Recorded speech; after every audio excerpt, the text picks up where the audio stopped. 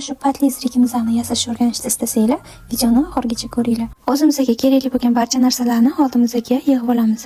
Agar sizlarning ham pistolet kleyinglar yo'q bo'lsa, menga o'xshab zajigalka va kleydan foydalansanglar bo'ladi. Patimizdan ikkita bir xil qilib videoda ko'rsatilgandek kesib olamiz va kleyimizni eritib, patimizni uchiga yog'ib olib, unga miximizni qotirib olamiz va patimizni uzunligi bo'ylab kley surib aylana qilib o'rab olamiz. Xuddi shu jarayonni ikkala zirigimiz bilan takrorlaymiz. Yana shunaqa videolarni o'tkazib olmaslik uchun Yasmin Shopga obuna bo'lib qo'ying. Chunki bundan ham zo'rlari hali oldinda. Aytgancha, yurakchani qizartirib qo'ysak, bu menga motivatsiya. Zirigimiz ham deyarli tayyor. Ikkalasini ham bir xil qilib yasab oldik.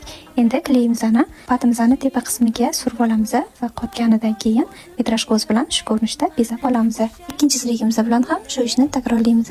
Endi tepasiga turimizni kiritamiz va ambir yordamida ilmoq hosil qilib olamiz. Endi oxirgi etap ziriglarimizga taqib etishlarimizni shu ko'rinishda qotirib olamiz. Shu bilan ziriglarimiz tayyor. Keyingi videolarda ko'rishguncha